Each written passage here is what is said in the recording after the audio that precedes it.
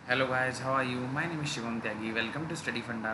सो ये हमारी previous year question की जो सीरीज़ चल रही है, इसमें आगे बढ़ते हुए हम पॉलिटी कवर कर रहे हैं। जिन बच्चों ने अभी तक नहीं देखी है प्रीवियस वीडियोस, तो वो जाके देख सकते हैं। अभी तक हम 2021, 2020 और 2019 के जितने भी क्वेश्चंस थे रिगार्डिंग पॉलिटी, वो हम कवर कर चुके हैं। तो वो प्लेलिस्ट बनी हुई है, जाके आप लोग देख सकते हैं।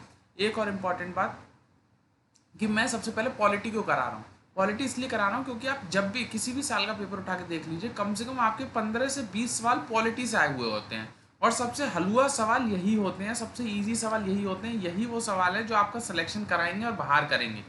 क्योंकि जो सवाल डिफ़िकल्ट है वो सबके लिए डिफ़िकल्ट है, और जो ईजी है वो सबका सही होना चाहिए। खासकर जो मेरे से पॉलिटी पढ़ रहा है या किसी भी सोर्स से पढ़ रहा है, उसका पॉलिटी तो बिल्कुल गलत नहीं होना चाहिए। ठीक है, तो हम अपने पहले सवाल की ओर चलते हैं। एक सेकेंड। हाँ, आप चलते हैं। तो ये हमारा फर्स्ट क्वेश्चन है। ये अजम्पशन बेस्ड क्वेश्चन था। इसमें ये आपने पढ़ा होगा कि दोनों स्टेटमेंट सही हैं या एक स्टेटमेंट सही है या पहला जो है वो दूसरे का एक्सप्लेनेशन है। तो ये क्वेश्चन था। तो ये इसका क्वेश्चन है। In India a majority of the members of the Rajya Sabha are elected by the elected member of the state legislature. ये राज्यसभा में जितने मेंबर होते हैं वो मेनली इलेक्टेड मेंबर्स होते हैं स्टेट लेजिस्लेचर के। तो हाँ भाई, ये एकदम करेक्ट स्टेटमेंट है, इसमें कोई गलती नहीं है। दूसरा, member of the Rajya Sabha elected by the state legislative assembly need to have their domicile in the concern state. इसका मतलब यह है कि जो भी मान के चलिए राज्यसभा में कोई यूपी से मेंबर जा रहा है, कोई यूपी का कोई सदस्य है, वो राज्यसभा में जा रहा है, तो ये कह रहे हैं जो वो सदस्य है, जो वो मेंबर है, उसका डोमिसाइल, उसका घर जो है वो यूपी में ही होना चाहिए। नहीं, ये एकदम गलत स्टेटमेंट है। ऐसा कोई नियम नहीं है। मान के चलिए यूपी से कोई मेंबर जा रहा है और उसका घर जो है वो एमपी में, तो उससे फर्क नहीं पड़ता है कि वो यूपी में रहता है या एमपी में रहता है। उससे उसको कोई फर्क नहीं पड़ता, वो राज्यसभा का मेंबर फिर भी बन सकता है। तो कोई किसी भी स्टेट का हो, बस वो स्टेट लेजिस्लेटिव असेंबली का मेंबर होना चाहिए। वो किसी भी स्टेट लेजिस्लेटिव असेंबली का मेंबर होगा तो वो राज्यसभा में उसका सदस्य बन सकता है। तो इसमें क्या हो गया, स्टेटमेंट वन ट्रू है लेकिन टू जो है वो गलत है। तो इसका आंसर हो गया सी, कि स्टेटमेंट वन जो है वो ट्रू है, स्टेटमेंट टू जो है वो फॉल्स है। ठीक है, आगे बढ़ते हैं। ये देखिए मैंने यहाँ लिख भी दिया, राज्यसभा में 245, ये पुराना है, इसको आप अपडेट कर लीजिएगा, इतना इस पर ध्यान दीजिए।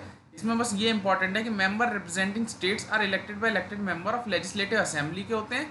कैसे होता है? By the system of proportional representation. ये बहुत इंपॉर्टेंट वर्ड है। ये एक बेसिक डिफरेंस भी है इंडिया में और यूएस से। यूएस और इंडिया में जो राज्यसभा में मेंबर है, दोनों में क्या होता है कि दोनों में मेंबर जो हैं वो राज्यसभा के, वो स्टेट लेजिस्लेटिव असेंबली से लिए जाते हैं। लेकिन फर्क क्या है कि यूएस में सब जो राज्यसभा के मेंबर होते हैं हर स्टेट से इक्वल मेंबर लिए जाते हैं। कि भली उन राज्य यूएस में भली जो उनकी स्टेट्स हैं, कोई भी स्टेट हो, कैलिफोर्निया हो या कोई दूसरी स्टेट हो, तो उसके जितने मेंबर होंगे, जितने इस स्टेट के होंगे उतने ही इस स्टेट के होंगे। तो इक्वल मेंबर लिए जाते हैं स्टेट के, इक्वल रिप्रेजेंटेशन है। लेकिन इंडिया के केस में ऐसा नहीं है। इंडिया के केस में क्या है? Bye means of proportional representation. मान के चलिए यूपी में जनसंख्या ज़्यादा है तो यूपी के ज़्यादा मेंबर होंगे। सिक्किम की जनसंख्या कम है तो सिक्किम के कम मेंबर होंगे। ये होता है प्रोपोर्शनल रिप्रेजेंटेशन। और ये तो मैंने आपको बता ही दिया कि राज्यसभा का मेंबर हो, उसका कोई ज़रूरी नहीं है कि डोमिसाइल कहीं पे भी हो। 30 साल की उम्र होनी चाहिए। याद रखिएगा, राज्यसभा में मेंबर बनने के लिए कम से कम 30 साल की उम्र होनी ज़रूरी है। लोकसभा के लिए कम से कम 25 साल जरूरी है। आप सब बताएंगे कि पंचायत का सरपंच बनने के लिए कितने साल की उम्र चाहिए, कितने में आप इलेक्शन लड़ सकते हैं पंचायत का, ये आप कमेंट सेक्शन में बताएंगे। आगे चलते हैं। Sikkim became an associate state of the Indian union through. अब इस सवाल में मैं कुछ एक्सप्लेनेशन नहीं दे सकता, ये तो पूरी लिस्ट है, तो आपको याद करनी पड़ेगी। एकदम फैक्चुअल सवाल था। तो ये कॉन्स्टिट्यूशन का 36th अमेंडमेंट एक्ट है, जिसकी वजह से सिक्किम जो है वो इंडिया का पार्ट बना है। तो इसमें कुछ एक्सप्लेनेशन नहीं है, आपको याद होना चाहिए। आगे चलो। ठीक है, आंसर हो गया ए। Which one of the following judgments is associated with the primacy of the Chief Justice of India and the Collegium? ये सवाल जो है एक्चुअली 2018-19 में इसलिए था क्योंकि कोलिजियम पे एक कॉन्स्टिट्यूशन अमेंडमेंट आया हुआ था, इसलिए ये सवाल न्यूज़ में आ गया था। इसलिए न्यूज़ से रिलेटेड उन्होंने सवाल पूछा है। अब आप लोगों को नहीं पता होगा, उस समय बहुत फेमस केस था, तो इसका नाम, केस का नाम था किसमें, कोलिजियम की बात की गई थी, जिसमें बोला गया था कि चीफ जस्टिस और कोलिजियम जो है वो अपॉइंटमेंट कर सकते हैं, एक दूसरे का ट्रांसफर वगैरह कर सकते हैं। तो ये जो सारी बात बोली गई थी वो एसपी गुप्ता वाले केस में बोली गई थी। तो आपको याद होना चाहिए, SP Gupta versus President of India, Maneka Gandhi case. ये आर्टिकल 21 से रिलेटेड है, बहुत इंपॉर्टेंट। केशवानंद भारती तो भैया बताने की जरूरत नहीं है, बेसिक स्ट्रक्चर से रिलेटेड। ठीक है, आगे चलते हैं। Answer b. Which one of the following constitution amendment has enormously strengthened the power of the speaker?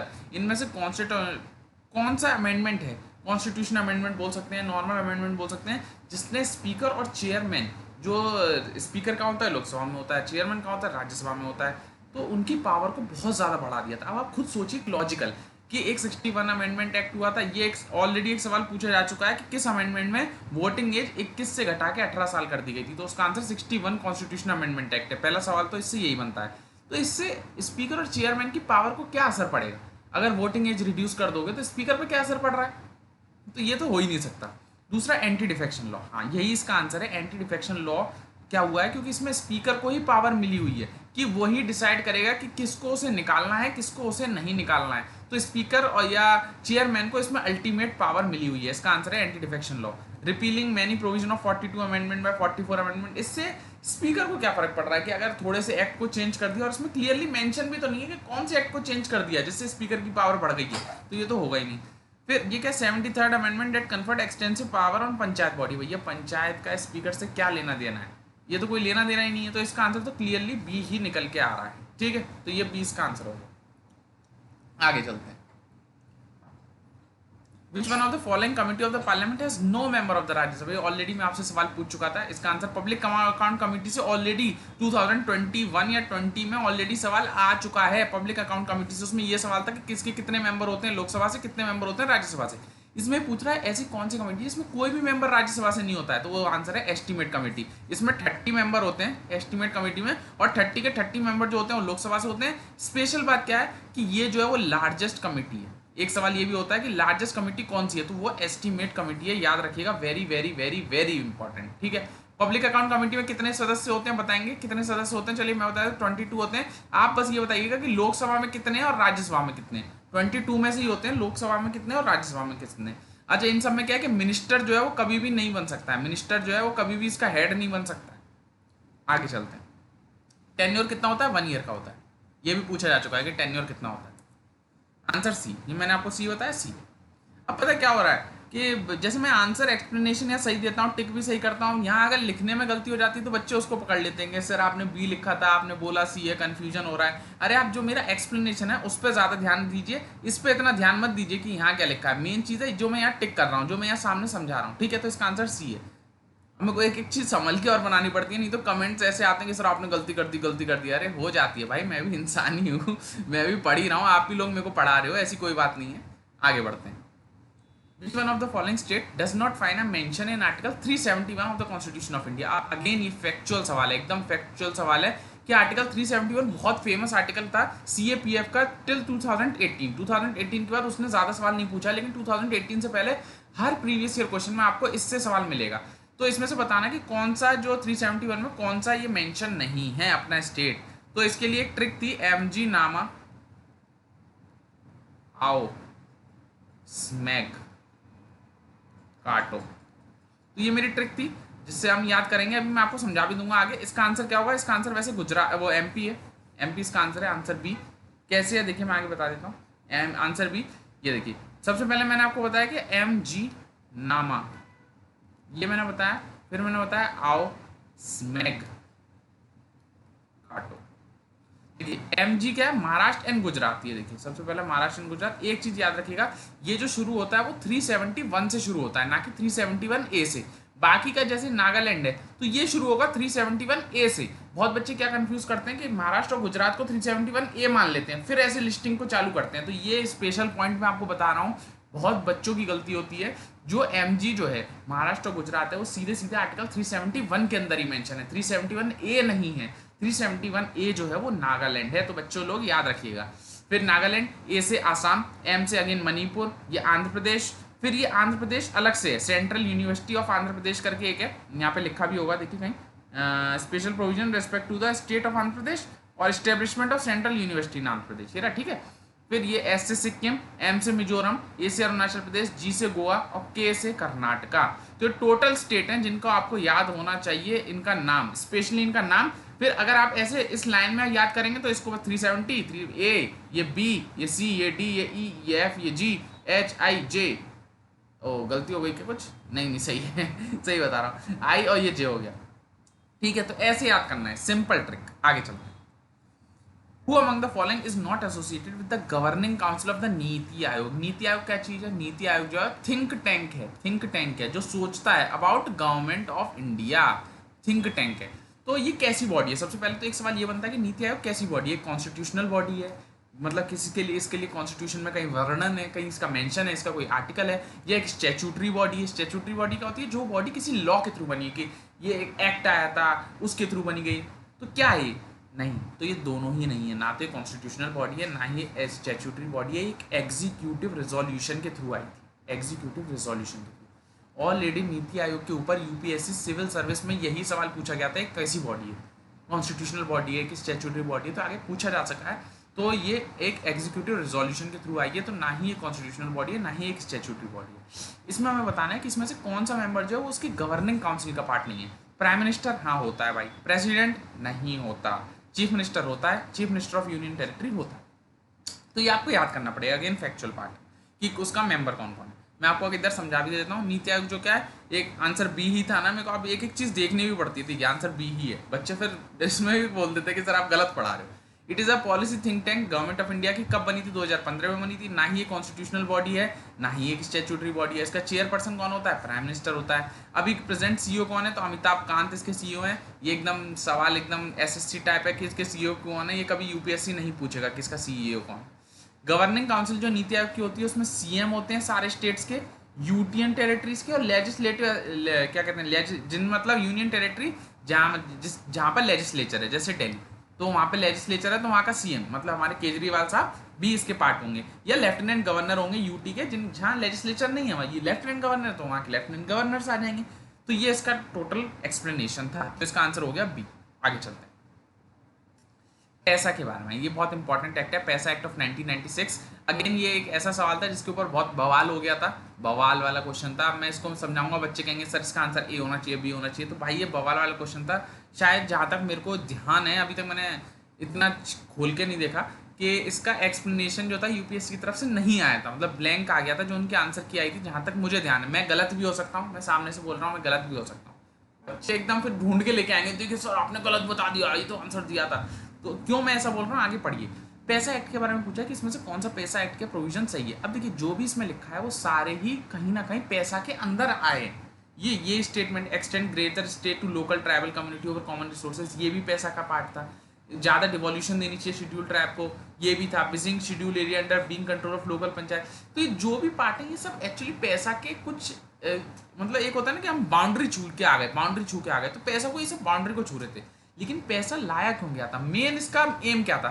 Main इसका एम था extend provision of 73rd amendment to schedule area. क्या होता था? जो 73rd कॉन्स्टिट्यूशन अमेंडमेंट एक्ट है, जो हमारा पंचायत वाला जो एक्ट है, वो शेड्यूल एरिया पे लागू नहीं होता था। शेड्यूल एरिया पे लागू नहीं होता। तो शेड्यूल एरिया कितने? ये शेड्यूल एरिया जो हमारे 5th शेड्यूल में रखे गए, 5th शेड्यूल में रखे गए, और टोटल कितने हैं? टोटल 10 है, 10 स्टेट्स हैं जो शेड्यूल एरियाज में आती है। तो इनमें पंचायत के जो पंचायत एक्ट है वो लागू नहीं होता था, 73 कॉन्स्टिट्यूशन अमेंडमेंट एक्ट वाला। इसलिए पंचायत ये पैसा एक्ट को लाया गया था, ताकि जो भी चीज़ें पंचायत में रखी गई हैं उसके प्रोविजन को हम इसमें जो शेड्यूल एरियाज हैं उनमें बढ़ा सकें।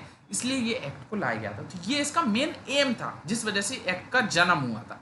इसलिए इसका आंसर जो है मेरे अकॉर्डिंग सी होना चाहिए। ठीक है, ये है इसका एक्सप्लेनेशन। आगे चलो, तो इसका आंसर हो गया C. Over which of the following the Lok Sabha and the Rajya Sabha held joint sitting in resolve the difference. अब इनमें से ये देखिए, अगेन ऐसा सवाल है, एकदम फैक्ट बेस्ड सवाल है। आपके लक्ष्मीकांत में एकदम क्लियरली मेंशन था कि इनमें से कौन से बिल हैं जिनके लिए जॉइंट सिटिंग बुलाई गई थी। तो अभी तक टोटल 3 ही बिल आए हैं जिनके लिए जॉइंट सिटिंग बुलाई गई है, जो कि हैं dowry prohibition act, banking service act and prevention of terrorism act. ये तीनों एक्ट हैं जिनके लिए जॉइंट सिटिंग बुलाई गई है। लैंड, ये लार एक्ट बोलते हैं इसे, लार एक्ट, इसके लिए कोई जॉइंट सिटिंग की प्रावधान नहीं है। तो इसका आंसर हो गया 1 2 3। ये एकदम फैक्ट सवाल है, आगे भी रिपीट हो सकता है।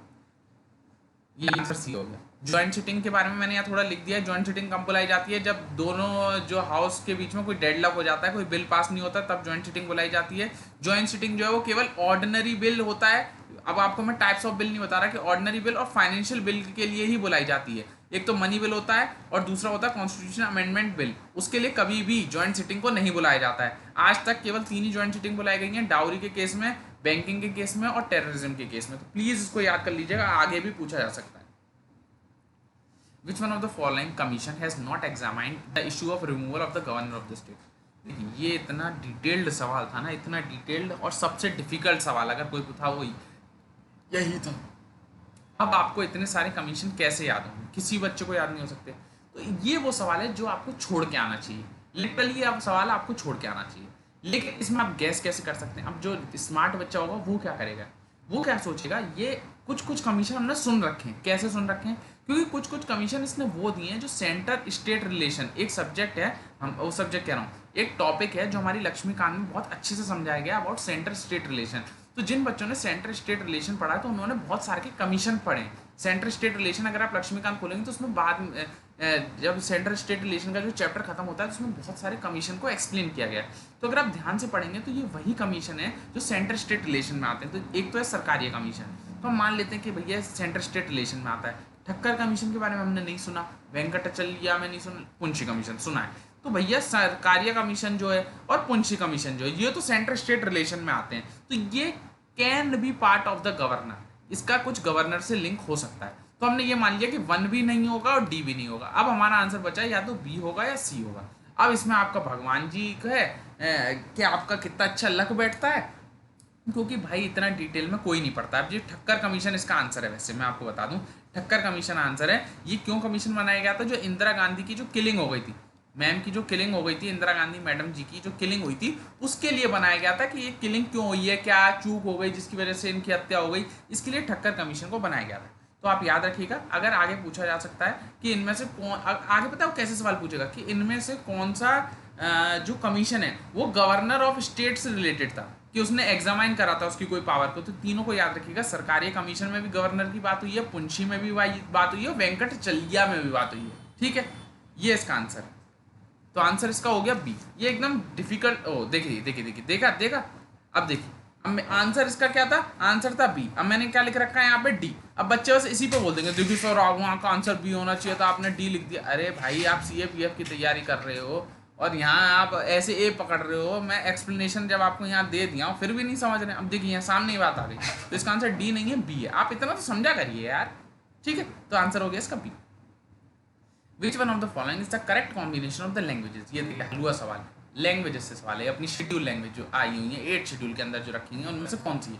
अब देखिए मेरे को इतना नहीं याद कि कौन सी लैंग्वेज है, तो फिर भी इसमें मैं 2 कैसे आउट कर रहा था।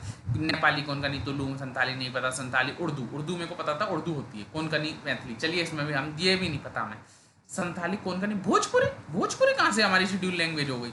इसमें भी भोजपुरी। तो ये दोनों तो आंसर होंगे नहीं, ये तो क्लियर था कि भोजपुरी हमारी शेड्यूल लैंग्वेज नहीं है। दूसरी बात, जब मैं आगे पढ़ रहा था तो मेरे को ये ध्यान था कि तुलु तो है ही नहीं, तुलु हमारी लैंग्वेज नहीं है। संथाली दोनों में कॉमन है, इसका मतलब संथाली तो है। उर्दू मुझे पता था कि होती है, कोंकणी दोनों में कॉमन है, इसका मतलब ये सही है। बची मैथिली और नेपाली, तो मेरे को ये याद था कि मैथिली भी होती है। अब एकदम आपको 22 की 22 याद करनी पड़ेंगी। अब 22 याद नहीं हो सकती तो एक दो बार आप देखेंगे तो आपको याद हो जाएगी। स्पेशली जो बाद में ऐड की गई है बाय 92 कॉन्स्टिट्यूशन अमेंडमेंट एक्ट या 50 एक और कॉन्स्टिट्यूशन अमेंडमेंट एक्ट हुआ है जिसमें KMN को ऐड किया गया है, कोंकणी, मणिपुरी और नेपाली इनको भी ऐड किया गया। तो ये वाली खासकर याद होनी चाहिए।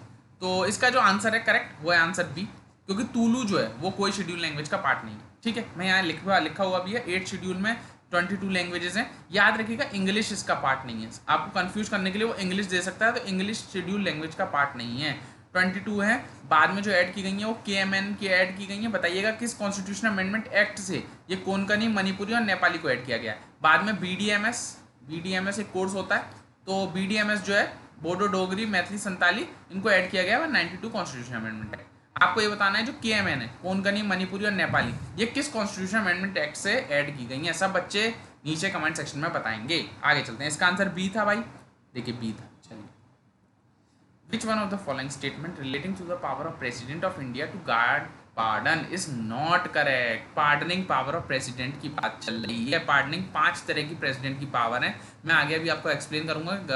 जो हमारे प्रेसिडेंट है वो कभी भी किसी को सजा होती है उसको माफ कर सकते हैं। The president has the power to grant pardon where punishment or sentence is by court martial, कि अगर आपका कोर्ट मार्शल भी आर्मी से हो चुका है तब भी पार्डन जो हमारे प्रेसिडेंट साहब है वो आपको माफ़ कर सकते हैं क्या? नॉट करेक्ट पूछा, तो हाँ ये एकदम स्टेटमेंट सही है कि वो माफ़ कर सकते हैं, लेकिन हमसे नॉट करेक्ट पूछा इसलिए गलत हो गया। The President can grant pardon in all cases where the sentence is a sentence of death. हाँ भाई, मृत्युदंड मिल जाता है तो भी हमारे प्रेसिडेंट साहब माफ़ कर सकते हैं। हमसे नॉट करेक्ट पूछा है इसलिए स्टेटमेंट हो गया गलत। The court power of judicial review is very limited in relation to the decision of President on mercy petition. हाँ, ये एकदम सही बात है कि जो हमारी प्रेसिडेंट के पास जो पार्डनिंग पावर है वो एकदम अलग है, वो हमारी जो जुडिशियल पावर है वो नहीं है, ये एक इंडिपेंडेंट पावर है जो स्पेशली दी गई है प्रेसिडेंट को। तो ये जो है ये मतलब बहुत लिमिटेड पावर, इसमें कोर्ट ज़्यादा इंटरफेयर नहीं कर सकता है कि अगर उनको प्रेसिडेंट ऑफ इंडिया को अगर मन हो गया, क्योंकि इनके पास तो वही केस आते हैं ना जो कोर्ट एक बार कह देता है। अगर कोर्ट ने किसी को डेथ सेंटेंस दे दिया उसके बाद प्रेसिडेंट के पास केस आएगा ना। लेकिन तो इसके लिए जो ये प्रेसिडेंट साहब हैं इनकी एकदम इंडिपेंडेंट पावर है, पार्डनिंग पावर। तो ये भी स्टेटमेंट एकदम सही है, लेकिन हमसे नॉट करेक्ट पूछा है इसलिए गलत हो जाता है। चौथा statement, the power to grant pardon by the President is the power that the sovereign never exercise against its own judicial mandate. देखिए बहुत अच्छा स्टेटमेंट, बहुत डिफिकल्ट स्टेटमेंट टू एनालाइज। इसमें क्या बोल रहा है, the power to grant pardon by the President is the power that the sovereign, sovereign का मतलब होता है स्टेट, स्टेट का मतलब होता है president of India, never exercise against its own judicial mandate. अगर भाई जुडिशरी से डेथ सेंटेंस आ गया तो स्टेट, स्टेट का मतलब मैंने आपको बताया क्या होता है, प्रेसिडेंट ऑफ इंडिया, उससे कभी भी चेंज नहीं कर सकते। जो डेथ सेंटेंस आ गया है जुडिशियल से, नेवर एक्सरसाइज, तो नहीं, ऐसा नहीं है। जब भी सोवरेन जो हमारा स्टेट है वो चाहे तो जो डेथ सेंटेंस जो जुडिशरी की तरफ से आया है उसको प्रेसिडेंट साहब उसको चेंज कर सकते हैं। और नेवर और लिख दिया, नेवर इतना एक्सट्रीम स्टेटमेंट हो गया, एकदम एक्सट्रीम स्टेटमेंट। तो ये इसलिए एक गलत स्टेटमेंट है और हमसे नॉट करेक्ट ही पूछा था, इसलिए ये इसका आंसर हो।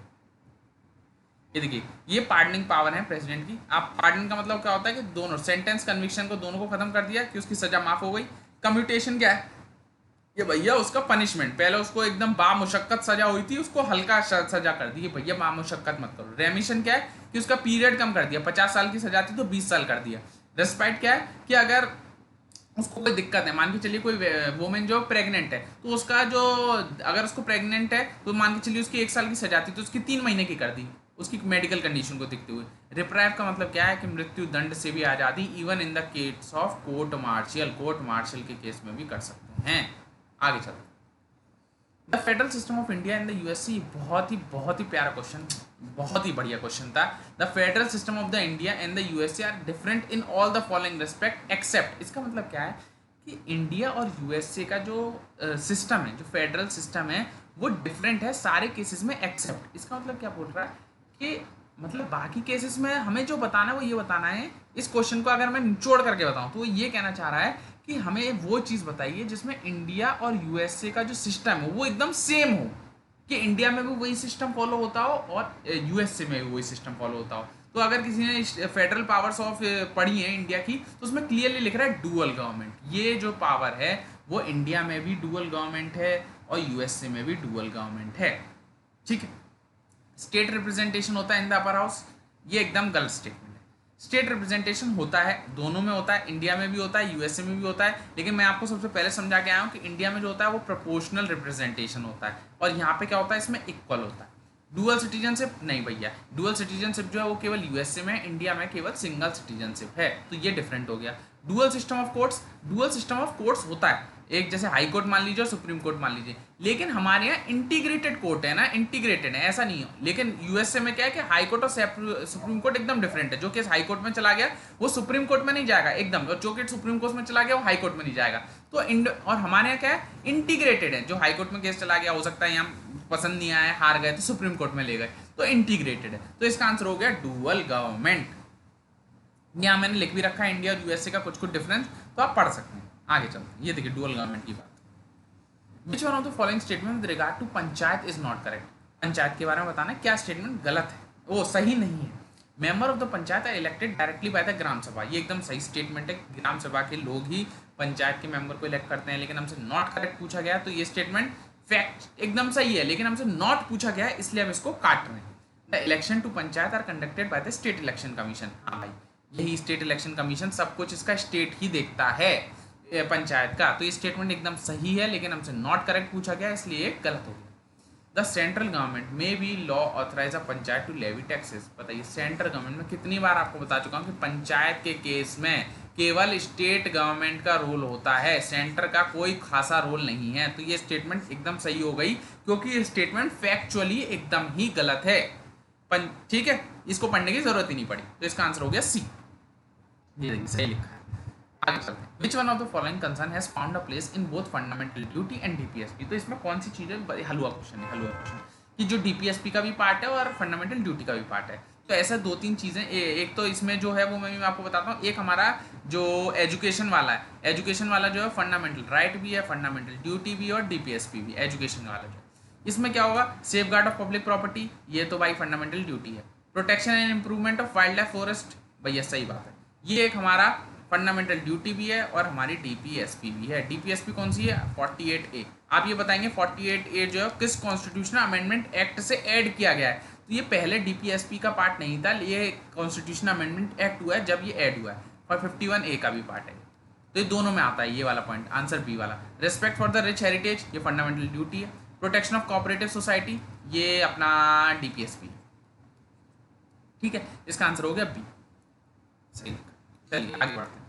विच one of the following is not a part of the DPSP. देखिए डीपीएसपी अगेन सवाल, यूनिफॉर्म सिविल कोड, भैया इसका पार्ट है तो ये आंसर नहीं होगा। Separation of judiciary from executive, ये भी पार्ट है, ये भी नहीं होगा। Duty of the state to raise the level of nutrition standard of living, हाँ ये भी एकदम सही स्टेटमेंट है, तो ये भी नहीं होगा। Promotion of scientific temper, humanity, spirit of inquiry and reform, ये भैया हमारी फंडामेंटल ड्यूटी है, जो आर्टिकल 51A में मेंशन है, ये हमारी फंडामेंटल ड्यूटी है, ना कि डीपीएसपी है। ये तो आपको उंगलियों पे रटे होने चाहिए, डीपीएसपी और फंडामेंटल ड्यूटी, ठीक है। 171 का हो गया डी, सही। आगे बढ़ते हैं। तो आज सारा जितने भी सवाल थे मैंने लगभग बहुत कवर कर दिए, करीबन आप काउंट करिएगा ये 20 से लेके 25 सवाल के बीच के होंगे जितने मैंने आज कवर करे हैं। ये सारे सवाल हैं ऑफ 2018। तो अभी हम और बढ़ेंगे थोड़ा, जहाँ तक मेरे को लगता है मैं आपको 2010 तक के सारे सवाल कराऊंगा। अभी ये कंप्लीट करते हैं, इसके बाद मैं वो सब्जेक्ट चालू करूंगा जिसके और इससे कम सवाल पूछे जाते हैं। जैसे अगर पॉलिटी के 25 हैं तो इसके बाद 20 सवाल किसके पूछे जाते हैं, तो मैंने वो सब्जेक्ट शुरू करूंगा। जो मैंने आज आपसे सवाल पूछे हैं तो उन सबका सवाल जवाब आप नीचे कमेंट बॉक्स में दे सकते हैं। और ये सीरीज़ कैसी लग रही है, मेरे को आगे कितना चलाना चाहिए, या इसका टाइम ड्यूरेशन कैसा होना चाहिए, आपका कुछ अलग थिंकिंग है कि सर ये भी ऐड करिए, तो वो बता सकते हैं। तो जो भी आपके सवाल जवाब है मेरे से आप सीधे कमेंट सेक्शन में बता सकते हैं। चाहें तो मेरे को इंस्टाग्राम पे भी फॉलो कर सकते हैं, मेरी इंस्टाग्राम आईडी है shivam_tyagi_st। तो ये मेरी इंस्टाग्राम आईडी है, मेरे को आप यहाँ पे भी फॉलो करके सीधे डीएम करके भी सवाल पूछ सकते हैं, ठीक है। और जो भी दिक्कत है दिल खोल के करिए, टाइम बहुत कम बचा है, दिन रात लग जाइए, मेहनत करिए, ठीक है। Take care, bye bye sir.